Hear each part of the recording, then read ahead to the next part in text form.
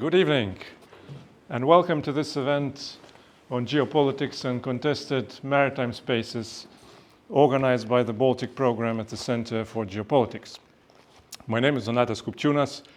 I'm a Baltic Fellow at the Center and a Research Fellow at Wolfson College, and I'll be chairing this discussion tonight. Tonight we'll be discussing and contrasting two very different regions, the Arctic Ocean and the Western Indian Ocean.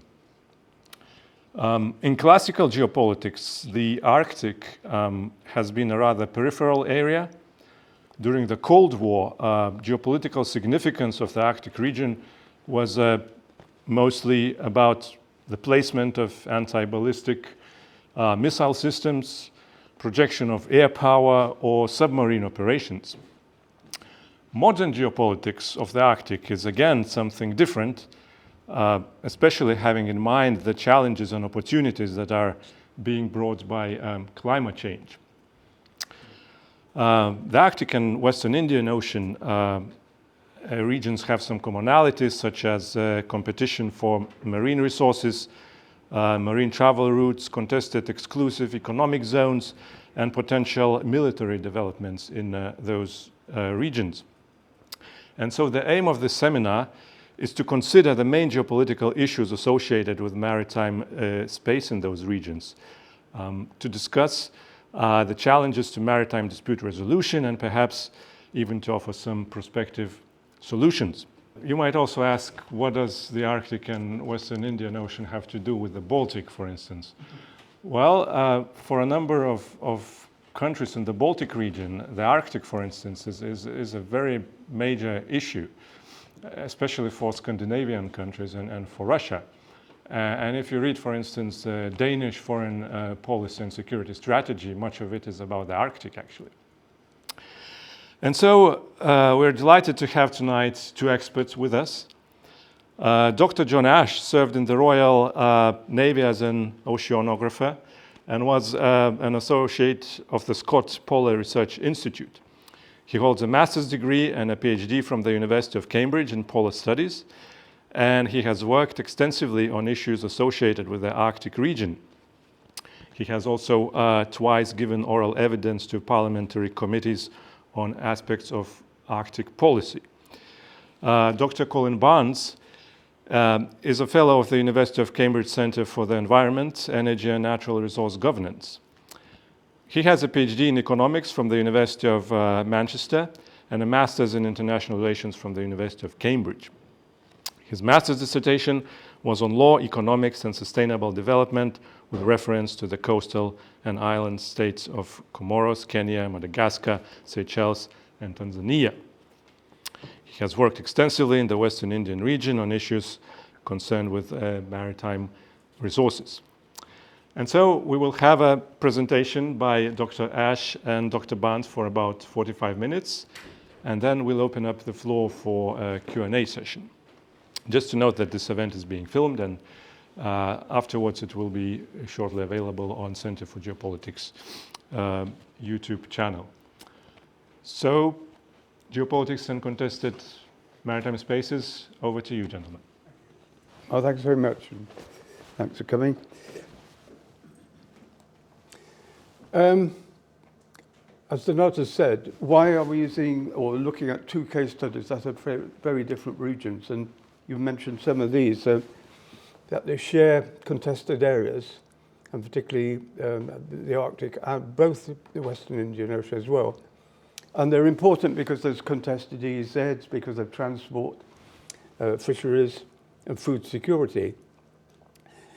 Minerals in the long term, probably heavy metals, seabed mining, and military security. The question we want to pose, and we're trying to answer, is in what respects could contested maritime space be the cause of significant geographical tensions over the next decade? So we're dealing with two very different regions. As Donatas said, John has worked extensively in the Arctic, and I've worked extensively in the Western Indian Ocean, mainly in the area of marine affairs. The The structure of the presentation is I'm going to give a brief introduction, followed by John, who will be talking about the Arctic and contested space, then myself on the West Indian Ocean, and finally there'll be conclusions. We draw the conclusions together for the two regions, and then it will be open to the floor for questions. What is, oh, sorry, this is straight over to you, John. Yeah. So to begin with the concept of maritime space, and to try and understand how we're going to deal with it this evening, I'd like to draw your attention to the Chicago Convention, 1944, the beginning of the International Civil Aviation Organization. And it was critical because people had realized by that time just how seriously difficult to control the new technology of aviation would be. Now that fear goes right the way back to balloon flights in Paris in 1783, when the Parisian police decided that they would prohibit flights that did not have their permission. But once channel crossings became available, people started to realize just how significant aircraft were. And eventually they reached the point where this conference took place, and a number of key points were recognized. First of all, that the contracting states to the treaty had complete and exclusive sovereignty over their airspace. And secondly, for the purposes of the convention, that airspace was deemed to be associated with their own territorial waters. So it works out that you have a set of rights and responsibilities associated with the law of the sea. The law of the air, which is also critical in this context, is similar to that and, if you like, associated with it, but there are significant differences. The first is that if you are at sea, you have rights of innocent passage. That is not true of the air. You may not enter somebody's airspace without permission. We're going to look at what is a resource in this context, and the reason for doing that is it helps us, it gives us a perspective for analysing potential conflict problems. We will be taking as our definition, the Oxford English Dictionary 2, a means of supplying a deficiency or need, something that's a source of help, information or strength. And we will be looking in particular at three issues: access, information, and proximity. Those may apply in combination or singly. Let's look now at what a contested maritime space is. And it's simply one, a contested maritime space is simply one in which the stakeholders, in particular states parties, but not necessarily, dispute or affront the rights of others to gain benefit. And I'll trouble you with one more definition, which is a difficult one, and that is the Arctic environment, about which I'll be speaking first. There is no generally agreed definition of the Arctic. There are three principal candidates, and you see them here. One is the tree line, one is the 10-degree C isotherm, and the third, of course, is the Arctic Circle, which is defined by the axial tilt of the Earth and the availability of daylight.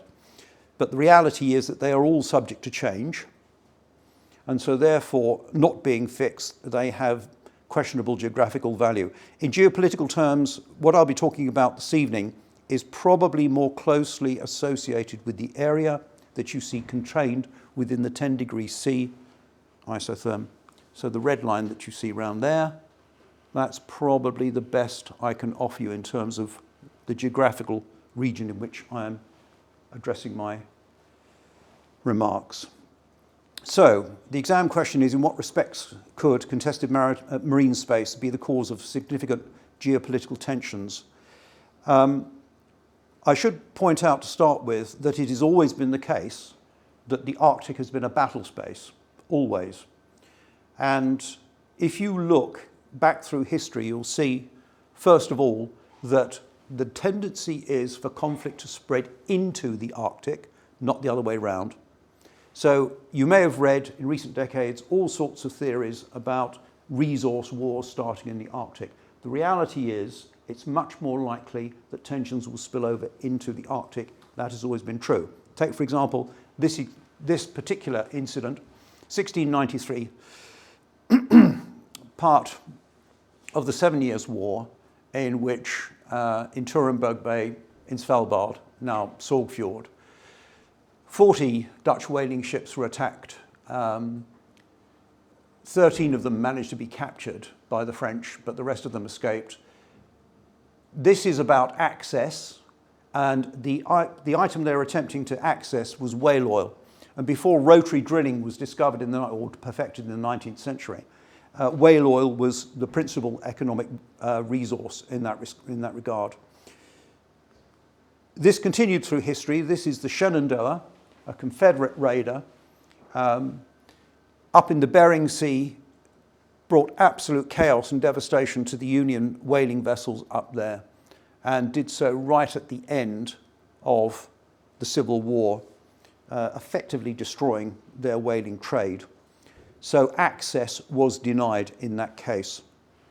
Information.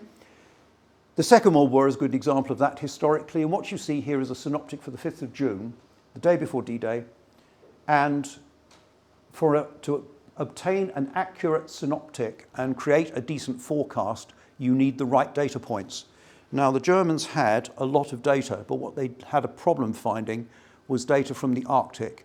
And in fact, that gave rise to what's been referred to as the weather war, in which attempts were made by both sides to either emplace weather stations or remove the opposition's weather station. And it saw the smallest army to take part in World War II be founded in Greenland, which later gave rise to what is currently the Sirius Dog Sledge Patrol, which is part of Danish forces. So the data points that they wanted, the readings that they wanted, were critical information. So critical was it that they sent all sorts of platforms out to gain it, including ships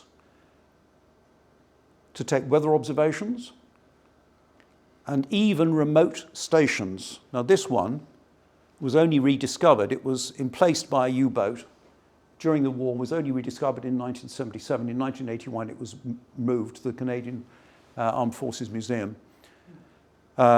Basically it's 10 tins, most of which are just batteries, but it would take basic weather observations and just transmit them back. So, information. Proximity. At the end of the Second World War, it was realized that technology had changed everything in geopolitical terms. And what you see here is a Russian copy of a B-29. They obtained it by back engineering from the B-29s that had landed in emergency in Russia during the war. Now that they had that platform plus nuclear weapons, America realized that they could be threatened, and the most direct route was across the Arctic. The response to that proximity problem is information, and in this case it's radar. And what you see here is part of the coverage, the radar coverage, including the coverage in the Arctic. Those 3 stations that provide that coverage were part of what's referred to as BMEWS, Ballistic Missile Early Warning System.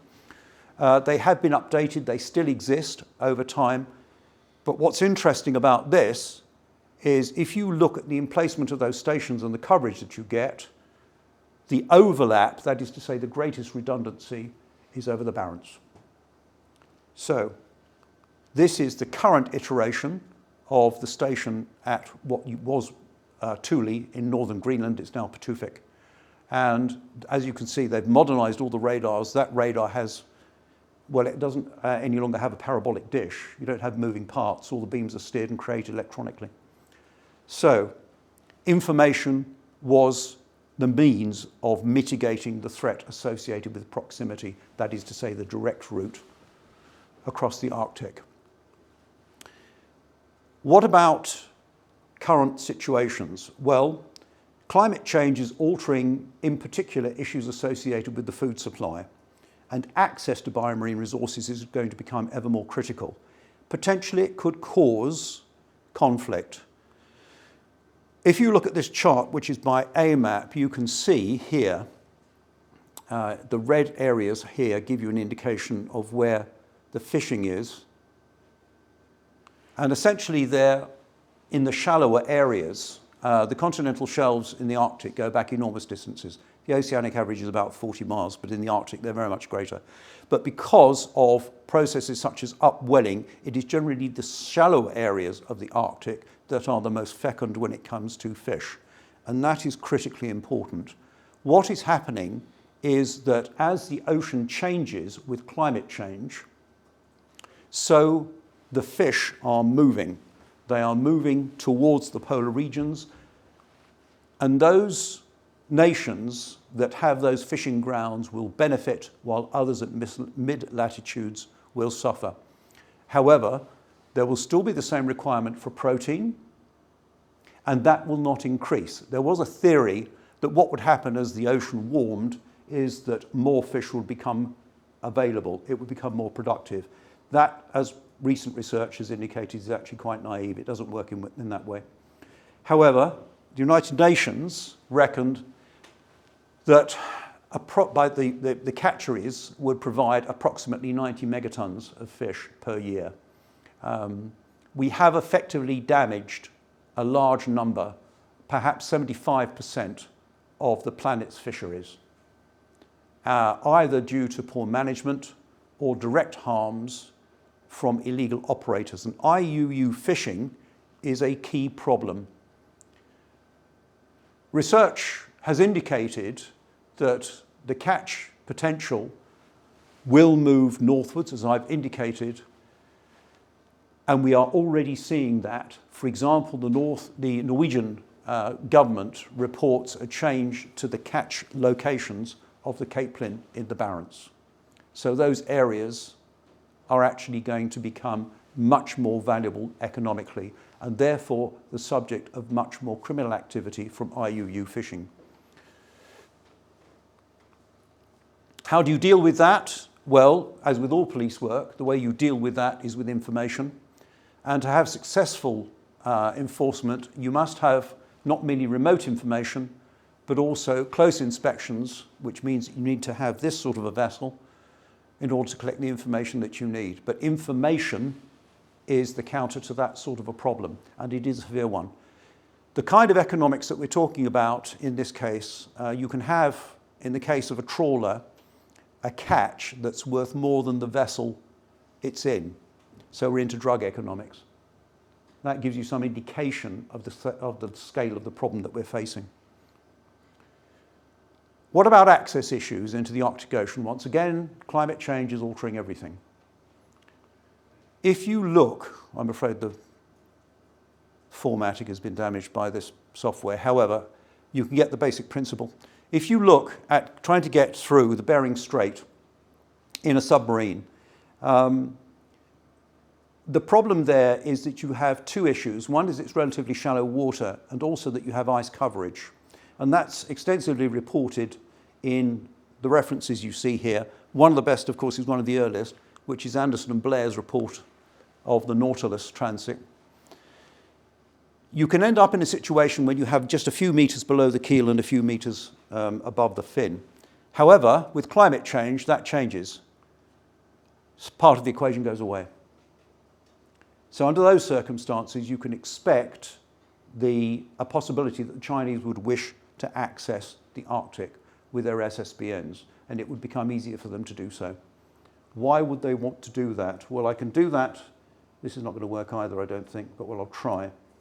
If you look at the range of a typical ICBM as launched from a submarine currently, if you move that up to the Arctic, three things become obvious. First of all, you don't have to shoot across Russia to hit America. Secondly, you can hit more targets in America. And then finally, you can use the Arctic as a means of offsetting your relative paucity in terms of the quality of your submarine. So you can use the Arctic environment to help evade detection. What's the solution to this? Information. The United States is currently, according to recent reports that have been coming out in the press, it's been revising its SOSUS and the IUSS system. So that maybe provide a sufficient deterrent to stop that kind of an activity. Via the information itself, looking at that Arctic submarine cables, what I'd like you to look at in this diagram is two factors. First, there aren't very many cables actually within the Arctic. They are critically important. Something like 97% of all the web traffic goes via those cables, rather than the satellites. Because they are few and also vital, that makes them vulnerable to attack. In particular, this cable here, which links the Norwegian mainland to Svalbard, that is a potential target for attack, and it's already been reported that the Russians have shown close interest in it. In the case of Greenland, if they want to gain full independence, they're going to need a revenue source. One revenue source potentially is information management. They could actually store information as a business. But of course, that makes them vulnerable if they've got relatively few cables that can then be attacked. And how would that be done? Well, there are specialist vessels that can do that. This is one example. This is a vessel that's capable of seabed operations using ROVs. How do you deal with that? Well, once again, information. You actually follow the thing around, which is fine if you're dealing with a surface vessel, but not so much if you're dealing with a submarine, which has that capability. So, proximity. We've dealt with access, we've dealt with information. What about proximity? Well, if you look at how history has developed during the Cold War and afterwards, there were two things which were critically important. First, the Russians always wished to try and protect their second strike capability. And to do that, they created what has been referred to as a bastion. They also had an ambition to try and exclude NATO from the Arctic. So those two zones became critical. Some of the earliest and most interesting work which was done on this subject was done by Michael Maguire, who was here at Cambridge, and he'd formerly been in the Navy himself.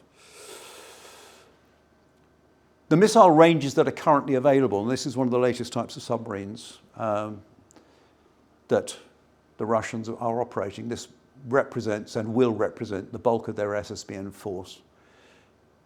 The ranges that they have currently enable them to launch from the Arctic Ocean, hence the reason for trying to gain information in the Arctic Ocean.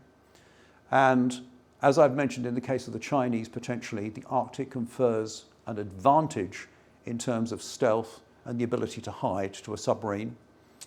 And other assets may be protected within the bastions, so surface ships and aircraft may be deployed to actually try and deal with that. NATO's approach to this has been to try and push back against those objectives. In the beginning, to try and protect the sea lanes, that is to say, the transit across the Atlantic and the resupply of Europe from America. Secondly, to push against Russian forces attacking them at source in the Baltic and on the North Cape, and also to try and block Russian submarines from exiting the Barents. Now, under current circumstances, how might Russia respond to that? It looks like that has died completely. Yeah, that slide's died completely. I'll just do this with the laser. Basically, a lot of attention's been given to what's referred to as anti-access area denial. And essentially that means emplacing forces forward to try and prevent the opposition getting through. In the case of Russia, it would be attempting to place missile assets here on Svalbard, Bear Island, and northern Norway. And attempts to try and deal with that have been proposed. For example, RUSI recently published a paper on the subject. I have also written on the subject, looking at somewhat what the problems are.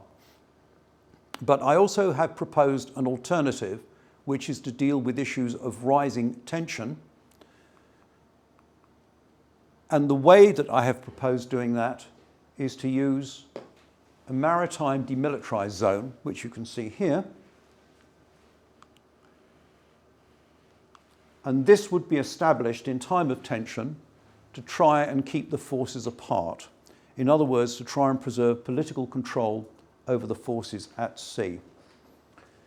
How would it work in practice? Well, this line actually follows the agreed 2010 treaty line demarking the limits of waters between Russia and Norway, so that work's already been done. Withdrawal behind those two areas would be enforced by independent policing, and states with blue water navies would be, neutral states with blue water navies would be invited to do that. Two examples which spring to mind are India and Brazil. That would provide a possibility for both sides politically to claim victory. The Russians could claim that they were successfully protecting their second strike capability. NATO would be able to claim that they had successfully contained Russia. So it could be politically attractive under those circumstances. Whether it could be made to work in practice, well, one thing I will offer to you is that where they've been used in the past, demilitarized zones have actually been very successful. And above all else, it does maintain political control. I'll now hand back to Dr. Barnes. Thank you.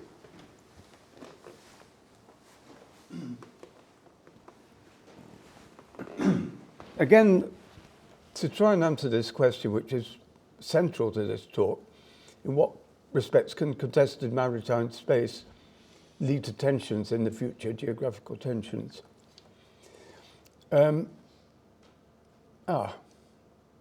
Okay. I think the formatting has been damaged by the system. Yeah, okay. Apologies for that. This slide here shows a map, the maritime tensions in the Western Indian Ocean, which are increasing very much. The green dots here on the left are where the piracy attacks, which are having implications obviously on security in the area.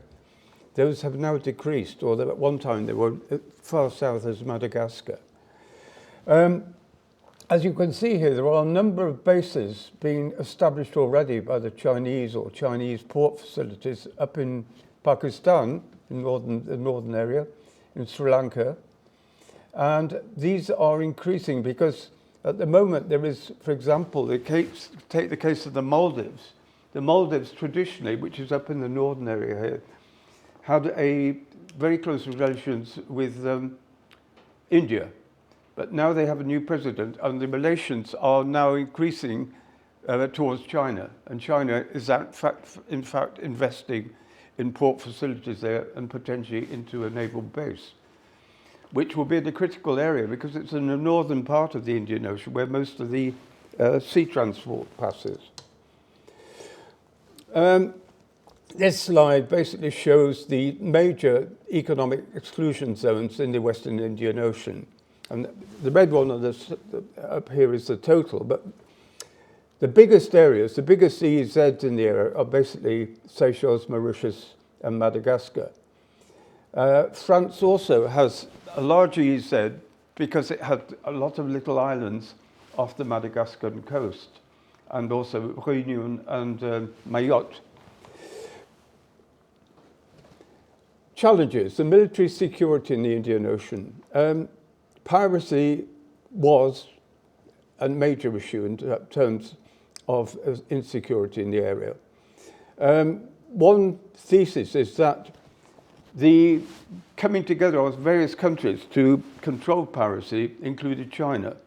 And there's one thesis that this has increased China's military interests in the Indian Ocean. There are certain competing geopolitical interests by the navies of several countries. China, obviously, the European Union, UK, USA, and India. Challenges, the exploitation of marine resources, the EU importance of EU fishing and private fishing agreements, mainly with the Asian countries. Seychelles and Mauritius, where I've worked a lot, are major fishing processing and export centres. And apart from the EU impacts on fishing, including some illegal fishing by the EU vessels, the impacts of fishing, which is very difficult to monitor by longliners from China, Taiwan, Japan and Korea, which are fishing all over the Indian Ocean, with little benefits for the countries that are adjacent to those fishing grounds, because a lot of the fish resources are taken back straight by to Taiwan or back to Thailand for processing. And another problem there is that whereas EU vessels, generally the purse-seiner vessels, are being tracked fairly effectively, e.g. by the Seychelles government, in the case of longliners, which are fishing mainly from the Asian countries, they are difficult to track because they're not always having transponders, and they're also transshipping at sea, and there's very little monitoring of this by vessels. Seabed mining, this is a new area, and you probably know the International Seabed Base or Centre is in Jamaica. But there are several countries that have applied for concessions for seabed mining in the Indian Ocean. And seabed mining, of course, is very important because it's likely to be a sort of source of rare earths and other minerals which are going to be running out on the Earth, on terrestrial areas. There are certain issues here, of course, linked to biodiversity because it's not known yet what the impacts of seabed mining will be on the marine environment.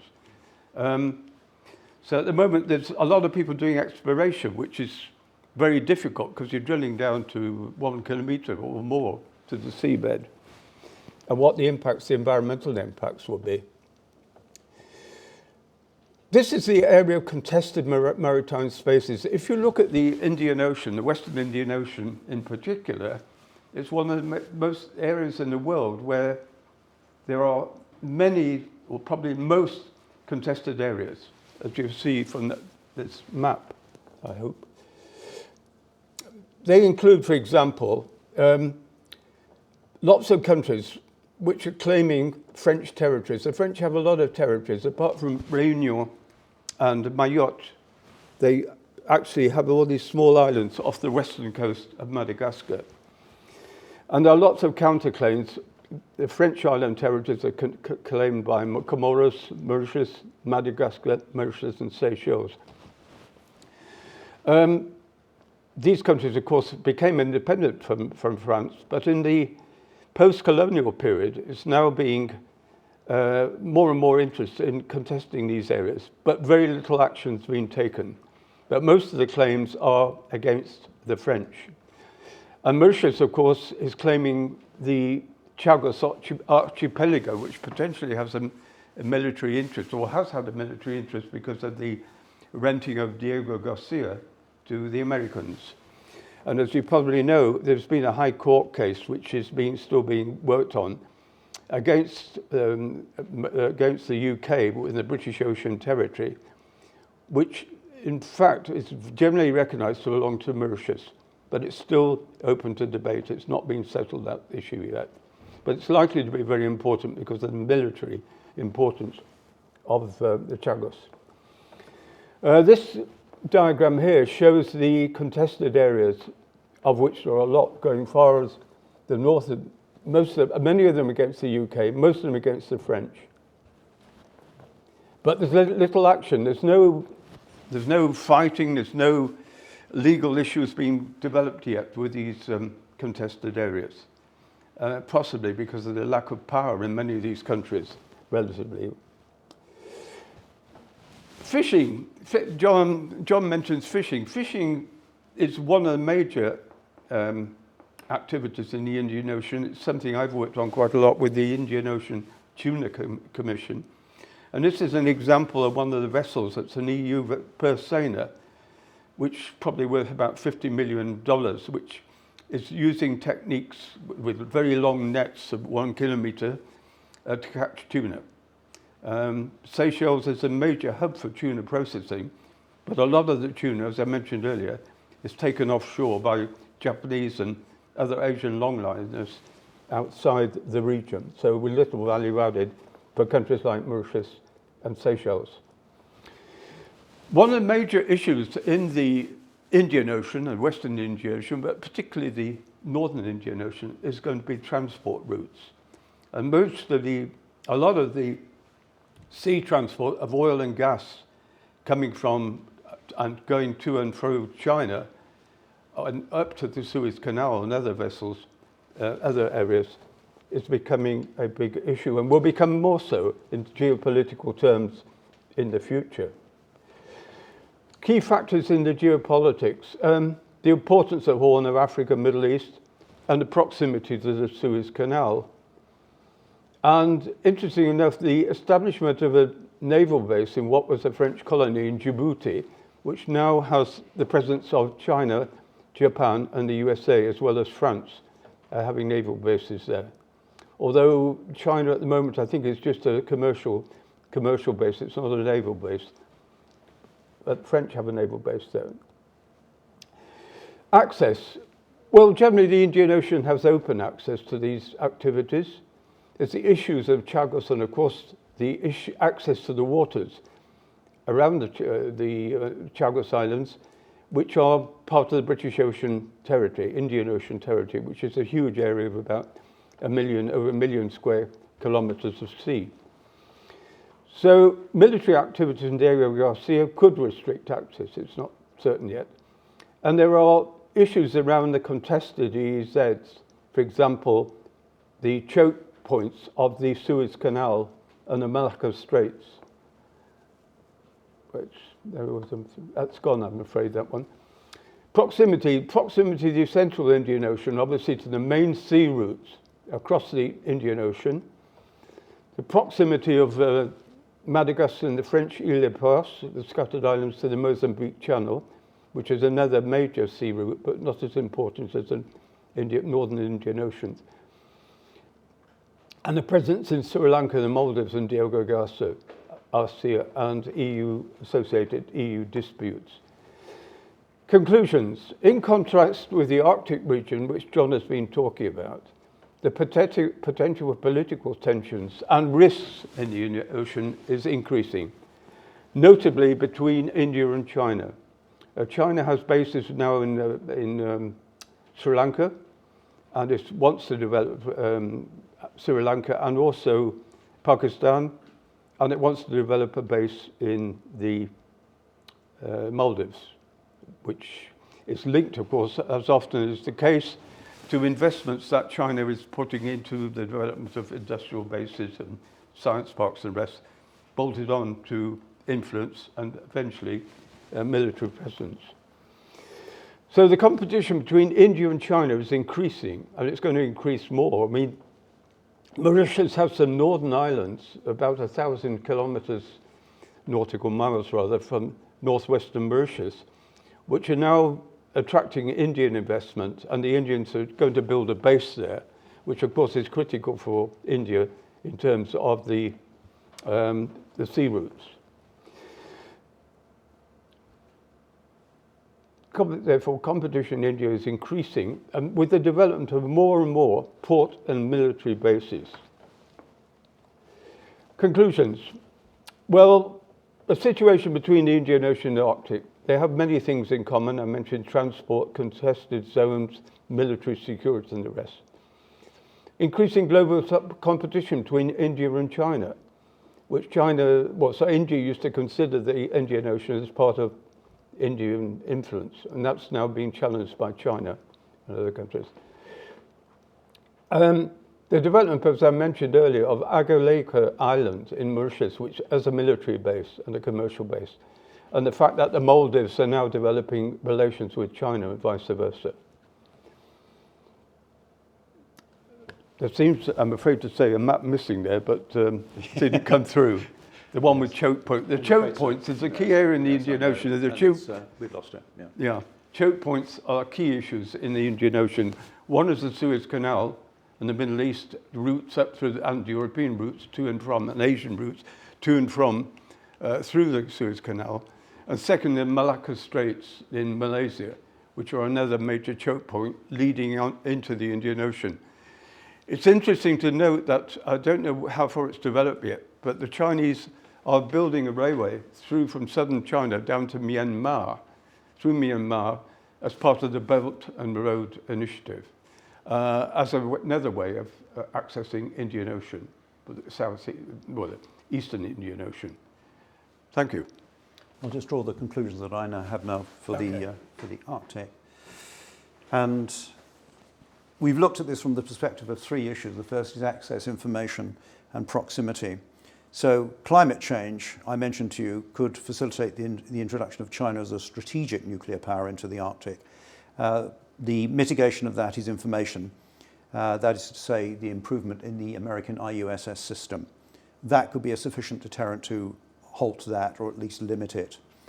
Attacks on information resources in the Arctic may in themselves amplify tension, but part of the mitigation is also information. If you follow around the vessels, or if you're able to identify those perpetrating the attacks, that provides a solution. Unresolved conflict between the law of the sea and other legal regime could amplify tensions. The problem here is primarily a matter of access. So if we're looking at, for example, the problems that arise because the law of the sea didn't take proper account of the 1920 treaty regarding Svalbard, that could be resolved, but at a political level. But again, it's about access to resources, and in particular, fish and minerals. And finally, climate change is one issue, but the present conflict in Ukraine has brought about inadvertently a change in the military geography of the Arctic, because the preemptive action, any preemptive action by Russia to protect its second strike capability would be barred. The reality is that the southern Barents, that is to say the Baltic Sea, northern region, would change significantly. Not only have the Russians acquired a new border with NATO without increasing their available resources, but it's also the case that as Finland and probably Sweden join, that limits their ability to protect the bastion. And the reason for that is that if there is a unified air defence system created between the other NATO nations, Norway, Sweden and Finland, that would block any air attacks from the south. So those are the conclusions we draw, well, I have drawn. Ladies and gentlemen, thank you very much for your attention. We will take any questions you have.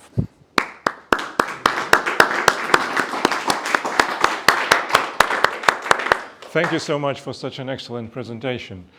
While you audience are gathering your thoughts, perhaps I'll ask the first one. When we talk about the changing geopolitics of the Arctic due to climate change, are we only being prescriptive here, or are we also being descriptive? Is this something that is happening already now? And could we talk about changes that have already happened, that are sort of material and that affect the geopolitics of the Arctic? Or is it more about the future, what is going to happen in the future, in the medium or so term? And the second question, it relates to your last point of your conclusion, which is how Russia's war in Ukraine, or how Russia's break with the West and vice versa, is going to affect Russia's Arctic strategy, in particular if the Russians wanted to step up their game in the Arctic, crossing some Western red lines. How would you think they would go about that? What would be the most likely scenario in this case? Thank you very much. In answer to your first question regarding climate change, the answer is both.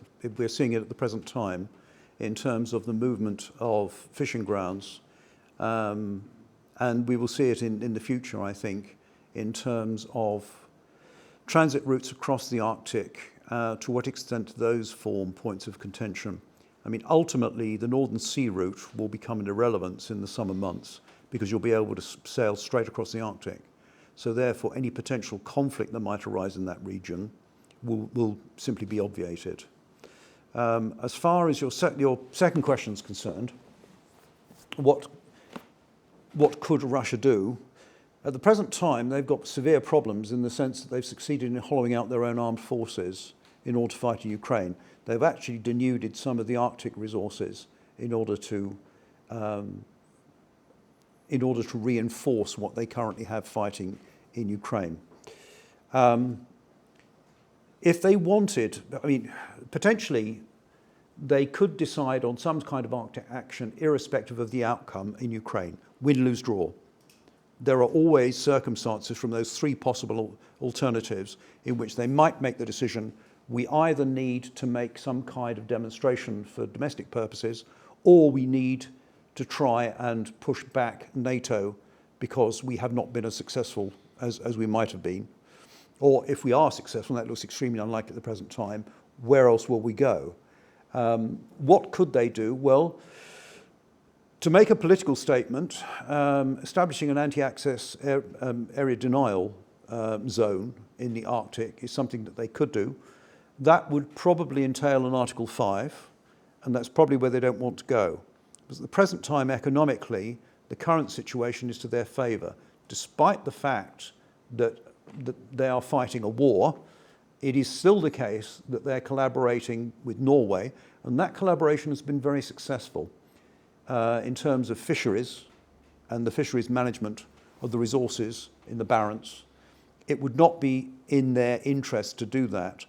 What other kind of a demonstration could they make? Very difficult to see what else they could do. I mean, one of the issues that I was asked about in Parliament, basically, what are the potential conflicts that could arise?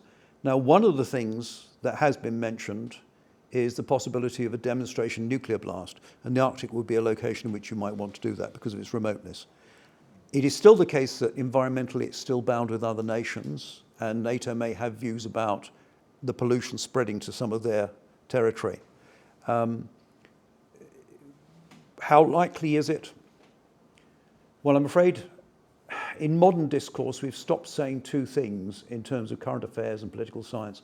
One is that would never happen in practice, and the second thing is nobody would be that stupid. Thank you. Let's open up the floor for questions. Yes, please. Thank you very much. I'm Tom Harrison. I'm in the Royal Navy as well, conducting the MPhil here.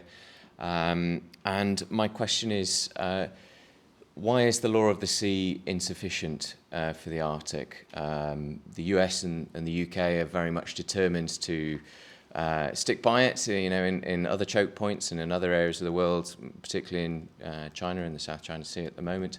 Why would that not be a suitable policy for the Arctic?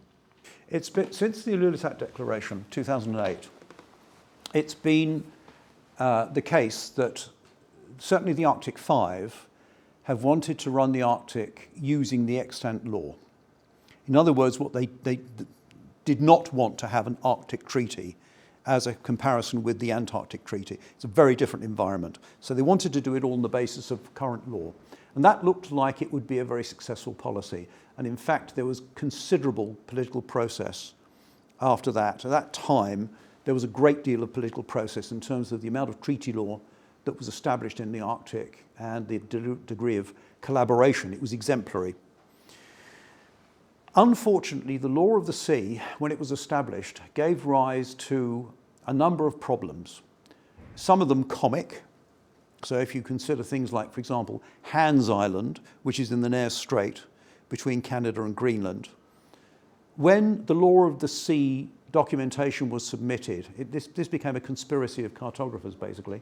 They were trying to delineate the two areas. And the way you do that is with fixed points which have straight lines. Hans Island's right in the middle of the strait. So how were they going to deal with it? Well, the way they dealt with it was they ran one dividing line up to one end of the island and then started another one at the other end. That's how they did it. They ignored it. Now that went on as a comic case of dispute for many, many years. It's now been solved. But essentially what happened was there was a process known as the Whiskey War.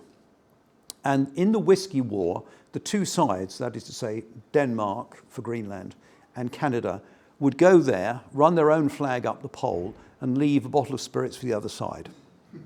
So it was not that serious a competition. As I say, it's now been resolved. There are more serious problems, and those are associated to a great extent with Svalbard. The problem is the 1920 treaty, which led to the current governance of Svalbard and which provides sovereignty to Norway, has been overtaken by the provisions of the law of the sea. So, for example, if you are a coastal state, and Norway is by definition a coastal state for Svalbard, you gain certain advantages and responsibilities. Now, they have not established an exclusive economic zone, in accordance with the law of the sea. They've established something that's almost identical, which they call a fishery protection zone, which thoroughly irritates the Russians. Now, the Russians are irritated anyway. First of all, Norway appears to be trying to do everything it possibly can to take advantage, which is, as you would expect it to be honest with you, nation states just behave like that. In other words, they are trying to interpret the treaty as best suits them in terms of fisheries and increasingly, it would seem, minerals. The original treaty provisions gave free access for exploitation to all the treaty members. Now, Russia is peeved at the fact that it was originally denied an opportunity to take part in the discussions of that treaty. Although it has benefited economically from the current arrangement, it still seems that it still feels that it's been disadvantaged. In particular, Svalbard has a strategically important position. It guards the access to the Fram Strait and also to the Barents. It's the hill that overlooks the battlefield. And they've always been suspicious of anything that looks like military activity taking place on that archipelago. So what would need to happen is a revision, which would be a phenomenally complex political task, of the 1920, in other words, a redesign of the 1920 treaty to bring it up to date with modern law. I'm sorry, that's a lot of information, but I hope that answers your question. My comment is on your very complicated political question that you just described there. I found that an absolutely gripping presentation, and I learnt a very great deal that I didn't know before. But my question in both the Western Indian Ocean and the Arctic is, how does one proceed to get new and binding international agreements to govern the conduct of the various states concerned in these areas? I had issues myself when I was in government about the law of the sea, because there are a string of issues about migration in particular, and the way that the law of the sea made it very difficult to deal in an effective way with, for example, people crossing the Mediterranean or now crossing the Channel on that very particular thing. But in the areas you're talking about, what depressed me about your presentation was, how do you make progress in the Western Indian Ocean or in the Arctic, with the tensions being as great as they are between the countries which are parties, to create a better state of affairs? So what kinds of ambitions would one have to get a better ordered state of affairs, where instead of the competition which you both described in a variety of different ways? And if you did have clarity about what your ambitions might be, how might you set about getting to agreement to put those ambitions into effect? Would you like to comment first? Well, I think extremely difficult. If you take the case of the Western Indian Ocean, the crux of the matter there is, of course, the relationship between India and China. It's difficult to see how that can be changed or alleviated, if you like, because India sees that part of the Indian Ocean as part of its territory, essentially, what has done historically, and China is the newcomer. And when you're talking about international law, I don't think China necessarily recognizes it anyway. If you take the case of the South China Sea, it certainly doesn't. And therefore, it's difficult to see how one could reconcile the strong geopolitical interests between those two countries, which basically dominate the Indian Ocean. There are other players as well. The French are not really very active, although they have a huge EEZ of it's over 1 million square kilometers. And the British have one with the British Indian Ocean Territory. But the solution there is difficult to see, because the situation between Mauritius and the UK and this British Ocean Territory is not resolved yet. The High Court in Britain, I think, recognised the right of Mauritius and the Chagos to revert to Mauritius. But as far as I understand, I don't know the situation there. As regards Diego Garcia, it's extremely important for military areas, of the military side of the northern Indian Ocean. And I don't know exactly what the situation is there, because Britain has leased Diego Garcia, where there's a major landing strip, a military base, or a landing strip at least, for, I'm not sure when it runs out, that lease, and what's going to happen then. So that doesn't answer your question, I think. I think given the geopolitics of India and China, which are crucial in the Indian Ocean, and less so Europe, I suppose, it's difficult to see how one can resolve that at the moment. In answer to your question for the Arctic, I looked at it from the perspective, as we both did, from the perspective of access, information and proximity. And I gave potential solutions to example problems, the entry of China with SSBNs, damage to cables, and also tension in the Baltic, in the Barents Bastion, using those three potential facilities. I don't believe that it's possible to maintain peace simply by law. There has to be enforcement, and that becomes extremely difficult. What you can, I think, consider is self-interest. And that's why my proposal for, in times of tension, a demilitarized maritime zone might work, because it doesn't just maintain political control of the forces on the ground, so you don't lose that. It's also the case that it gives both sides the opportunity to claim victory. And that might be the only politically acceptable solution there. But sorry, I'm afraid that renegotiating the law of the sea, I really don't see that as a solution. Can I follow up, Donatis? I completely agree with that assessment about trying to renegotiate the treaties. But here we have a new Foreign Secretary today, and if he came in with his vast level of international experience and said, I wanted to crack some of this in a preventive way, rather than respond, because the danger in all these things is there'll be reactions to some conflict which arises, which then becomes very difficult to deal with. But what one should be trying to do, one would have thought, is to try and create some preventive structures to try and deal with this. But at the same time, it's very, very low on his political priority agenda. I'm not joking entirely about the current, the new Foreign Secretary. Why would you put this above all the other hotspots that he's thinking about? And I'm just trying to think of ideas. And I always am in favour of ideas of demilitarised zones. But are there ideas that you have for this, for what an incoming Foreign Secretary might, how he or she might attack these questions? I understand what you're saying. Obviously the priorities and the attention of the Foreign Secretary will be elsewhere at the present time. But if the Ukraine situation were to spread, so currently it looks like the most likely outcome is going to be a draw, and it's going to be Korea too. So we're going to end up with the Russians sitting behind their minefields or whatever, having stalled the Ukrainian advance, declare victory, certainly in the domestic environment, and then try and hold on to what they've got. Would they then want to make a demonstration elsewhere? They might want to move to the Arctic, simply because they've got some very capable forces there, and it represents something which has totemic value to them, their second strike capability.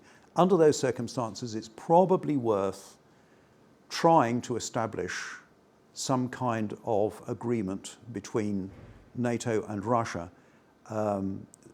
so that we could perhaps put something in place when tension starts to get out of hand. Because at the present time, we don't have very many facilities available to us. Things start to happen, then we start to react. We don't have anything ready to go. Do you see what I mean? We don't have a button that we can press. Well, this is a button that we can press. We can say, right, we are now activating this agreement, which we've had dormant for a while. Keep it secret if you wish to do so. But we are activating this, and these are the terms under which we want to, and don't violate them, because if you do so, all the rules are out. And who knows where that will lead, because traditionally the Americans have been quite aggressive when it comes to pushing into the Arctic. I mean, their view is to take the battle to the Russians. And that will take you to a situation where ultimately you will be in a fire or lose situation. Thank you. Brendan, you want to? Thank you very much. I'd like to second what Charles Clarke said. That was a really interesting presentation. I've got two questions. One is, if I were the incoming Foreign Secretary or the government, and and said, well, both of you made very strong cases, but I only have the capacity to deal with one of them. Which of the two should it be, and why? And the second one, which may be related, the answer to which may be related to the first, is maybe more for John, which is, I notice you have a slide up there of a UK submarine some time ago. I'm taking for granted that as far as the Indian Ocean is concerned, the UK's capacity is limited. What is the position in the Arctic? I mean, are there some serious assets there, and how would they stack up against the other actors in that space?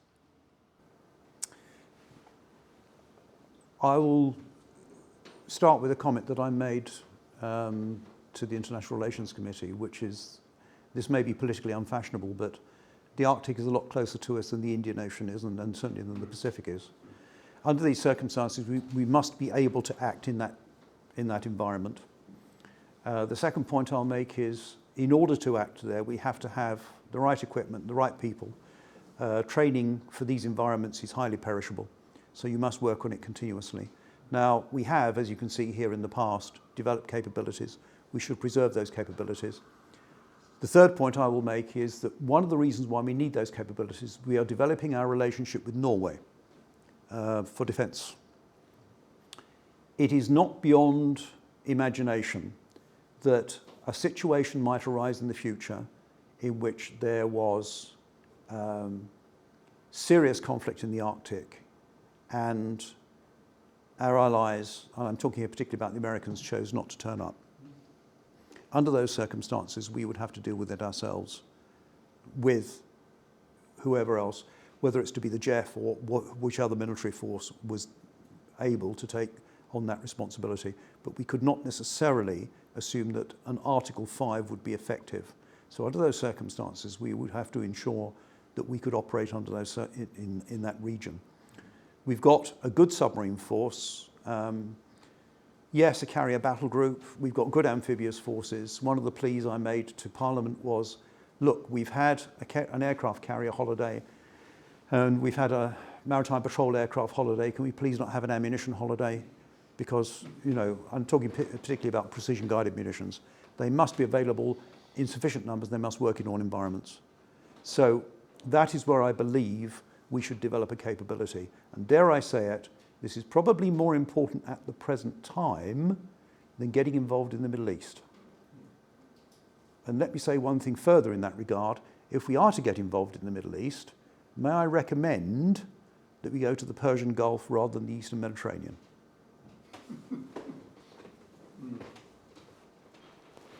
Yes, please. Thank you very much. I'm sorry, I can't see you. Oh, hi, hello. I also have two questions, which I hope is okay.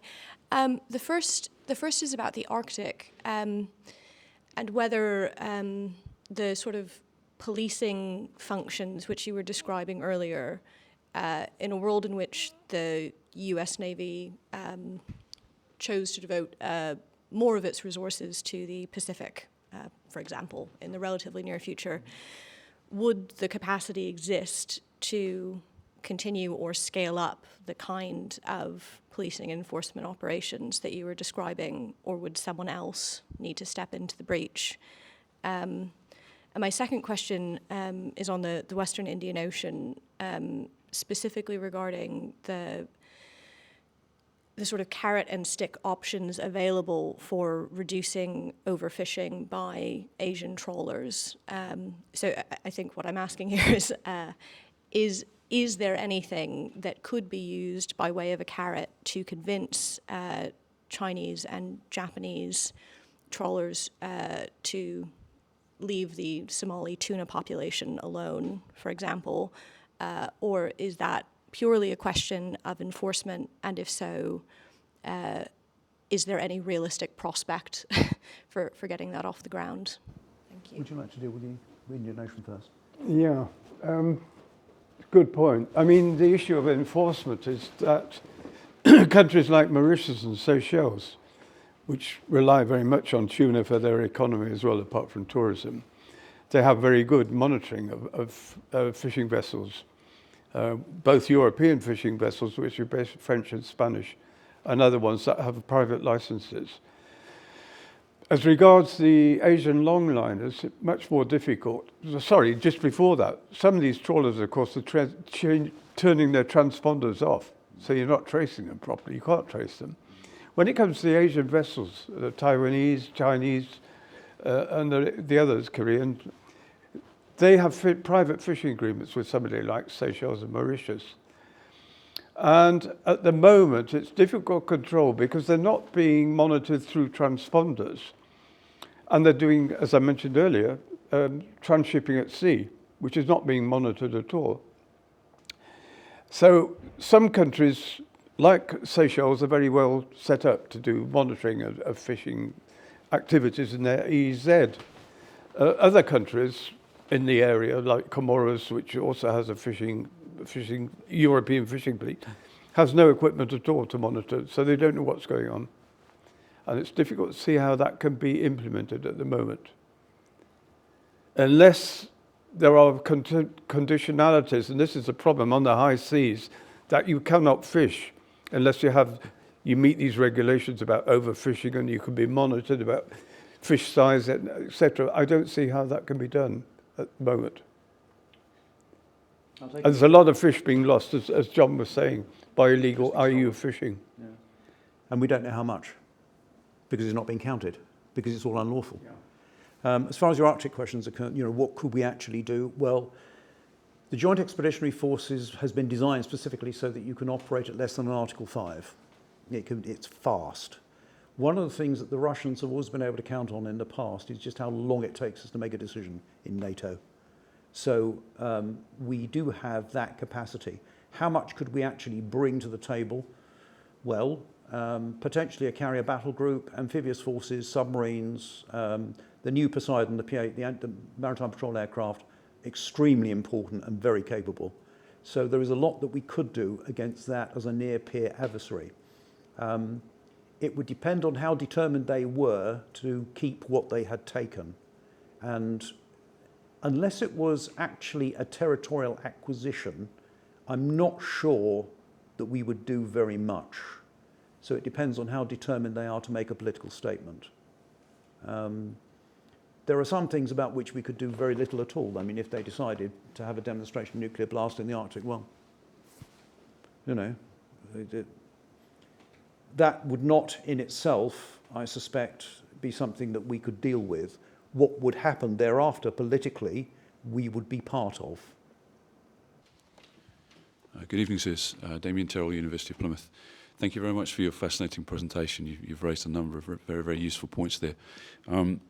If you don't mind, I'd just like to explore very briefly with you the geopolitical and the informational positions that you've presented. Yes. It seems clear from your argument that both Russia and China have fairly deep-seated ideological and economic interests in the respective regions. How would you suggest that we in the West, let's say, begin to manage these interests most effectively? Thank you. Well, in terms of management, sorry, do you want to go? Right. Yeah. Management. Interesting word. Well, I was going to say challenge, but I thought that might be correct. Well, yes. In terms of engagement politically, that's certainly something that we can do. They have tried extensively to gain footholds, the Chinese I'm talking about now, gain footholds in the Arctic in terms of things like, we talk about territorial acquisition, we talk about companies trying to buy land. They were unsuccessful in Iceland for legal reasons. They have bought land in Norway. They've got in Reykjavik, I think, the largest diplomatic representation building there. It's huge. They're interested in mining activities in Greenland. That could be a source of real concern, because if they decided that they wish to invest in Greenland, and part of that investment, part of the commercial investment, included a deep water port, that is something that you could use for a submarine.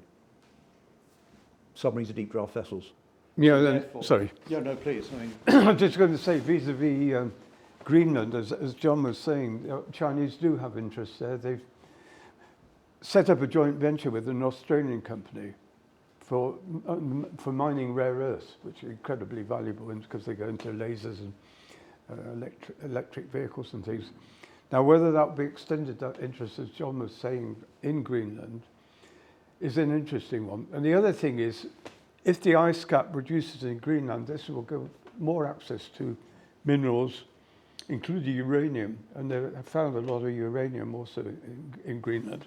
I don't know if you want to add to that, John. Well, yeah, certainly in terms of rare earths and how critically important they're going to be at this point in our history. Yes, they're very powerful economically, and they've got considerable diplomatic representation and a phenomenal intelligence effort going on at the present time. We are relatively disengaged in the Arctic politically. We have observer status on the Arctic Council, which, in my judgment, we should preserve and support, as do the Chinese. But in terms of what we can do, in terms of our economic interests, yes, we do have economic interests. They've taken a hit, obviously, because of Ukraine, but we do still have economic interests in the Arctic. I think we have a certain position which is assisted by our willingness to engage militarily with the Norwegians. That is something that, and also NATO, of course, but in particular with the Norwegians, that is something which brings us advantage. Because it means that we will be listened to some extent. But as far as the issue of China making itself felt on the world stage because of its actions in the Arctic, there is, I think, relatively little to be done. If they are insistent on spending their money in that way, and if you look at the investment they've put in, for example, the Northern Sea route, which is considerable. And that's not even a particularly reliable means of transport. I mean, it's highly limited. People say a lot about the Northern Sea route, but although the traffic has increased relatively recently, there are disadvantages to it. You cannot reliably navigate it. Do you see what I mean? And it does have costs, perhaps not as many as the costs you'd find elsewhere, but it does have costs. You have to pay the Russians for the services they provide, so pilotage, ice breaking, those sorts of things. Although container vessels have been used, it tends not to favour container, it tends to favour bulk, because you can't guarantee when you're actually going to get through it. You can end up being stuck in it. So the fact that it is shorter as a geographical distance between two ports doesn't necessarily mean it'll bring you an economic advantage. In the maritime world, it's sea days. How long does it take you to get from A to B? That's what the customer's paying for. How much can you move with your capital asset per unit time? That's what the business case depends on. Well, in the case of the Northern Sea route, you can't guarantee that. It depends on what kind of an ice year it's going to be. Yes, the ice will ablate, but it won't do so in a linear fashion.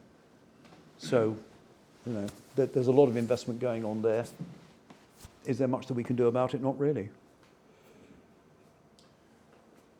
Perhaps I could just raise a completely balmy idea that I've never dared air in public before. This is a completely mad idea, but it's occurred to me over a number of years that how we manage islands in the world is quite important.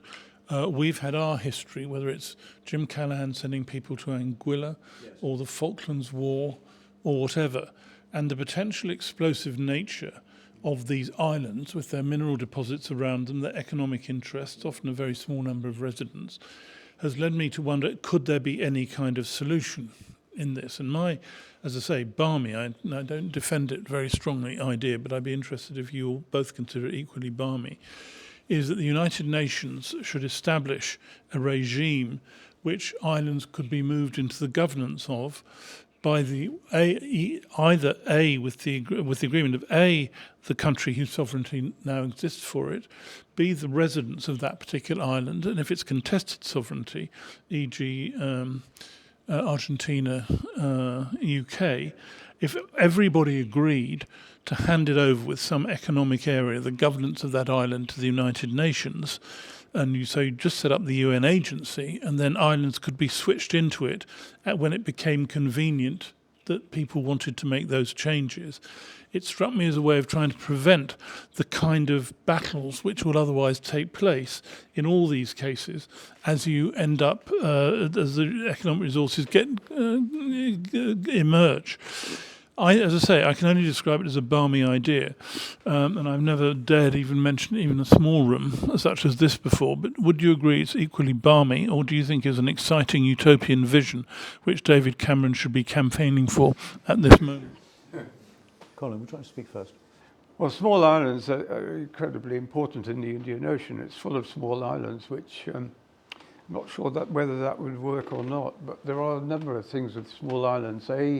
One thing I didn't mention, I should have mentioned, is that with climate change, sea levels are going to rise, and what are the implications then for islands that EEZs are going to change size, maybe? There's another issue, of course, which is islands, not just islands, countries can, in fact, extend their EEZs for seabed mining up to on the continental shelf. And is that going to become a big issue as well?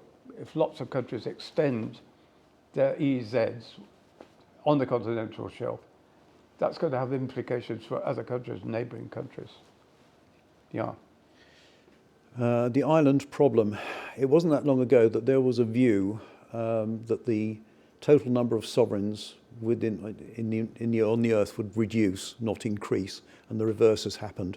There are more countries, and very often their governance and management is a major problem, in particular when you start looking at the economics of small islands.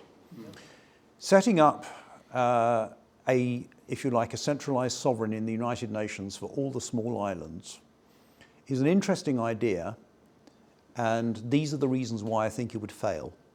First, how would you defend them? Now, I've recently written a paper on the defense of Greenland given full autonomy, but defense is very expensive, and in the case of the United Nations, the way that they work is because other people are prepared to contribute. And very often it may well be small islands contribute because a lot of their expenses will be paid for by the United Nations. But without that revenue stream and without the ability to defend them centrally as a sovereign, I see this failing. The other thing is that if they are to hand over their sovereignty to a centralized organization, they must all agree. And given the traditions and history which they very often have, they may be very reluctant to do that. So in terms of who would actually volunteer for this and what confidence could they have that it would be managed in a way that's favourable to them, I find that difficult. It's a glorious utopian idea, but it's rather like the idea of having a world government.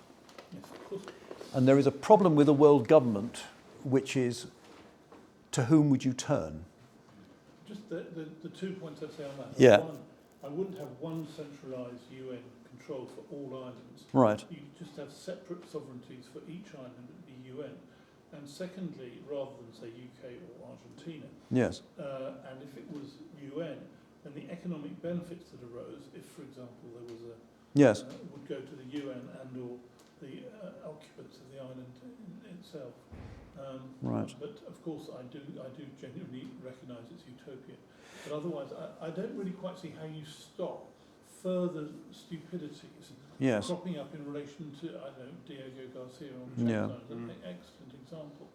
What's the future for those places at the end of the day? Are they just going to be battlegrounds, in your case, between India and China?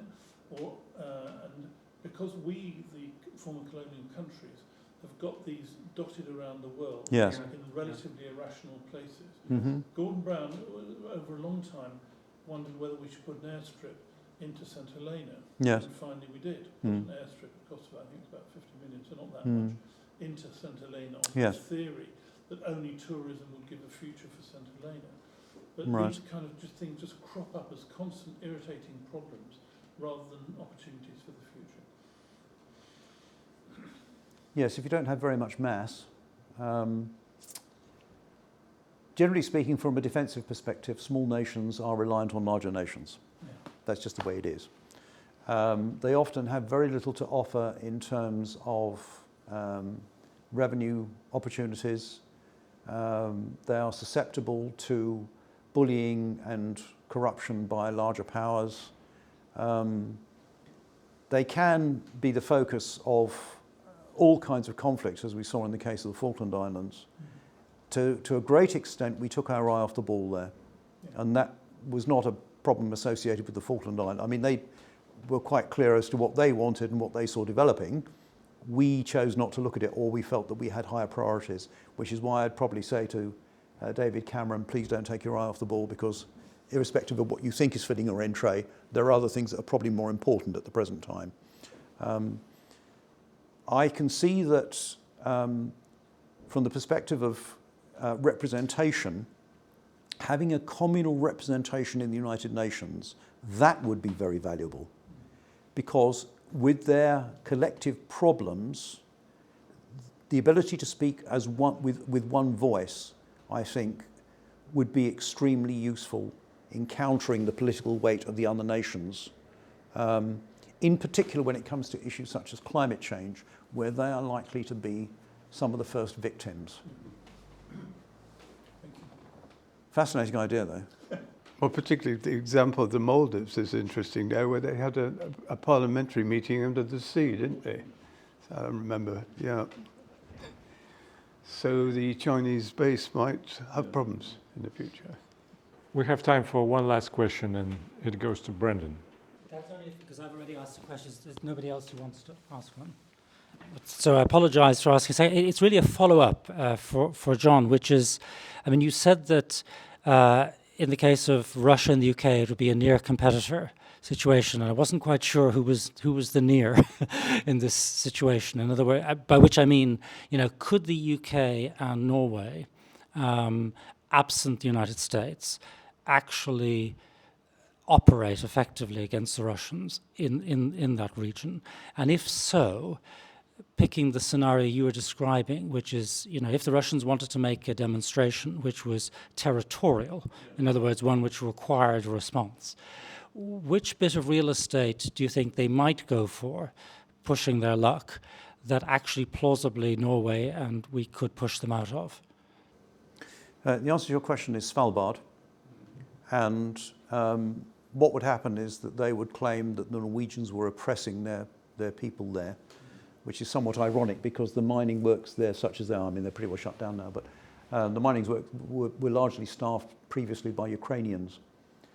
But if the narrative was that Norway was oppressing their people or in some other way breaking the treaty conditions, and they decided that they would take over Longyearbyen runway and, you know, set up base there and send either a Wagner group or something else to try and seize it and hold it, we could push them off. It would not be easy, and we would probably need the rest of the GEF to do it, not just for political reasons, but also because we'd need the mass. But we I suspect, have the facility to do that. It would be a costly campaign, but I believe that we would prevail in the end under those circumstances. Whether we will be able to maintain that ability in the future is something I can't really comment on, because, as I say, these are perishable skills. We're talking expensive assets. But if we are to have sufficient independence to protect our own area, then we must be able to do without the Americans, basically. Thank you. Thank you very much. I'm afraid this is all we have time for tonight. Let us thank Dr. Ash and Dr. Barnes for their truly masterful treatment of those very complex geopolitical issues.